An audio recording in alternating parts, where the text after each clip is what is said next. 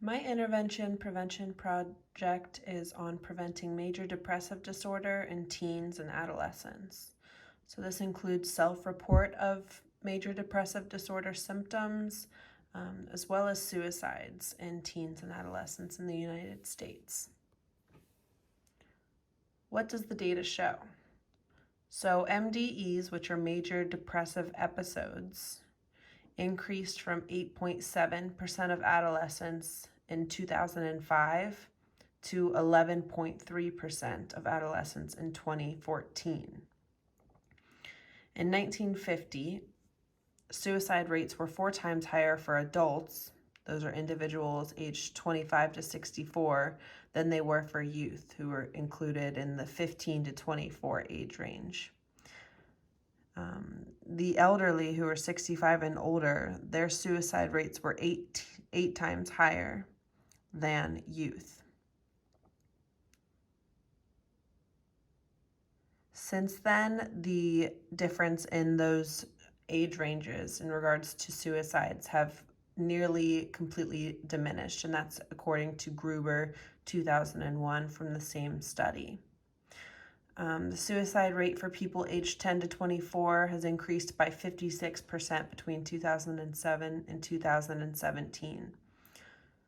So obviously, young adults, teenagers, and adolescents are experiencing depression more and are acting on suicidal thoughts more than they have in the past. This graph shows suicide and homicide death rates among adolescents aged 15 through 19. The green line there is homicide rates and the blue line is suicide rates. So beginning around 2010, we're seeing a pretty steady increase in suicides of adolescents aged 15 through 19. What are contributing factors to depression and suicide in young people and adolescents? One might be societal expectations. This might be the pressure that's put on students to complete a bunch of schoolwork. This might be societal expectations that adolescents are experiencing from their peers regarding how they should look, how they should act, what they need to be doing in order to be successful. One thing that plays into that largely is the use of social media, the constant input of body norms, body expectations, behavior expectations on children. They're experiencing that through the use of social media. The third contributing factor to major depressive episodes or suicide rates in adolescents is their self-esteem. So these three factors play hand in hand with one another. You will learn societal expectations, which increase or decrease your self-esteem through the use of social media. So the biggest thing that possibly could be playing into these depressive episodes or these suicidal ideations could be the use of social media. Where are we going wrong? So the first intervention prevention that I considered for this project was to limit the use of social media from teens in order to decrease the amount of pressure that those societal norms are playing on that adolescent's self-esteem. In reality, that would be extremely hard to try to control. So we looked past the idea of controlling how much social media an adolescent is experiencing, and instead we're looking at access to mental health care in adolescents and young adults. So where we're going wrong, the first would be a lack of mental health care for adolescents and young adults. Typically, an adolescent or a young adult won't experience mental health care until they already have a significant problem with their mental health. So that would be a tertiary intervention. Only 7.4% of adolescents report visiting with a mental health provider over the course of a year. There's a lack of psychoeducation in schools. Teachers in the schools who are working majority with these adolescents have a lack of training in managing mental health symptoms. And then also there is that lack of adolescent supports in the home. So a child may be at school for the majority of their day, not have any access to any mental health care, any psychoeducation at school, and then go home, perhaps even to a family who needs mental health care themselves, or to a parent who might have experienced mental illness, and who wouldn't qualify as an appropriate person to provide mental health support for that adolescent.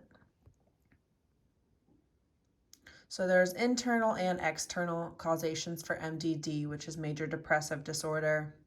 There's environmental factors. This can include the neighborhood the child lives in, what county they live in, what they're having access to within that county, what state or what country they're even living in. All of these different environmental locations or factors affect how that child sees the world, what they have resources to, and what they're constantly around. Another factor would be the psychosocial factor. This includes family history. They may have a family history of mental illness that has been untreated and has caused any kind of trauma or traumatic childhood experiences for that child. There's learned behaviors that child learns from their parents and how to cope with stress, and attachment style. So attachment style from a very young age is determined for a child, and that will determine how they interact with other people for the rest of their life. Genetics and epigenetics may play a part here. There have been studies that have linked specific factors in the brain to maybe being more prone to using alcohol to decrease stress in the body, things like that. And then also family systems could be a big external causation for any depressive symptoms in a child. That includes social support from family members and learned experiences. So throughout a child's years growing up, they might learn behaviors that might make them more prone or more susceptible to experiencing major depressive disorder. The target population for this intervention would be youth aged 10 to 18 in the United States, as well as those youth's family. We're targeting these youth to try to address any mental health symptoms, and that in turn could affect their family as a whole. A secondary target population is mental health providers and teachers, as they will be being trained in this prevention program and will be addressing this problem with us. Collaborators for this intervention program would be teachers. They are the frontline defense working directly with the target population, which is those adolescents. School social workers, they would provide support to teachers in the schools, as well as provide support for the adolescents themselves by providing mental health courses in the schools. State governments would be used to help provide appropriate funding for trainers and social workers who will be providing support to the teachers and to the students in the schools. And then licensed trainers. These might be licensed counselors or licensed social workers who we will be putting in the school and paying with those state-provided funds to provide mental health courses, including cognitive behavioral therapy and psychoeducation. Supporters and opposers of the intervention. So supporters might include mental health providers who would otherwise be treating these adolescents if it were not for this intervention program, families who have experienced an adolescent with mental illness, school employees would support this program, as then they would ideally be seeing a decrease in mental health symptoms of their students, and then community healthcare providers, including doctors, psychologists, therapists. Some opposers to this intervention could be taxpayers, as state funds would be used to compensate individuals who are providing mental health in the schools. Some school employees could potentially be opposed to this, as this plan does change the typical school day schedule and does add in a few courses throughout the school day. And then parents of students who Maybe don't want to see mental health in the school. Maybe they feel like it could be inappropriate for some children to talk about depression or anxiety or other mental illnesses. Those are the potential opposers that we see being a part of this. So our plan is to introduce mental health support in schools. This would be used to address the decline of mental health in adolescents and teenagers. We would suggest a primary and secondary level of intervention that would promote mental health education as a component for a student's education. This would consist of psychoeducation and cognitive behavioral therapy elements. We are suggesting 30-minute courses throughout the school week for students. We also would suggest that individual counseling be made available in all schools, either before or after school hours for students who may need it.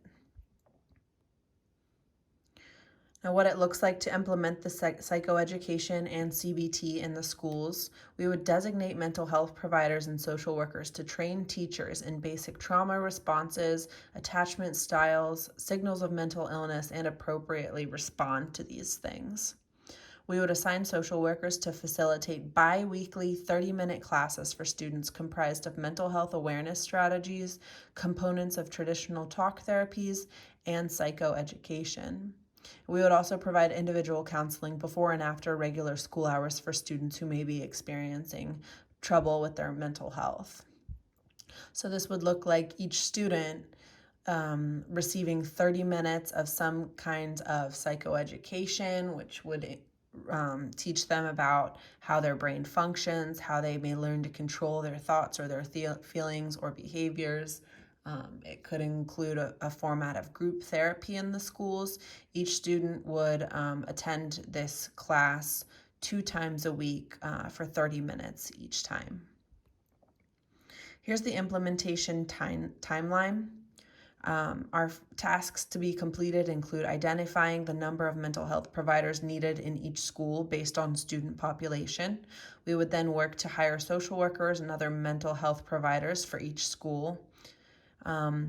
Next, we would assign tasks for these new hires and develop a new student schedule with bi-weekly 30-minute mental health courses. This would all begin to happen in June before the school year. Next, in July, we would have these mental health providers train teachers and administrators in appropriate mental health responses, including trauma training and suicide prevention. By August, before the start of school, we would notify staff, students, and parents of new mental health implementations in the school. This would also go into September when the school year begins. At that time, we would also begin the school year and implement the mental health support system. By October, we would want to begin to complete monthly CABAs, which are child and adolescent behavioral assessments to identify student successes and needs. These are assessments that children and their parents would fill out on a monthly basis that basically explains what kind of mental health symptoms they're experiencing, if any, and to what degree. By October, we would want to reevaluate the program on a monthly basis to identify a need for improvement in the program. And then throughout the rest of the fall, we would work to identify program success or areas that we would need to improve. The expected costs of this would be about $45,000 of salary per mental health provider placed in each school. This would obviously vary state to state. We also would estimate about $100 per educator for trauma training and suicide prevention training. Typically, a trauma-based course could go up to $200, but we have observed some groups that could receive a discounted rate. Per school of about 1,000 students, the estimated yearly cost would be $140,000. The outcomes.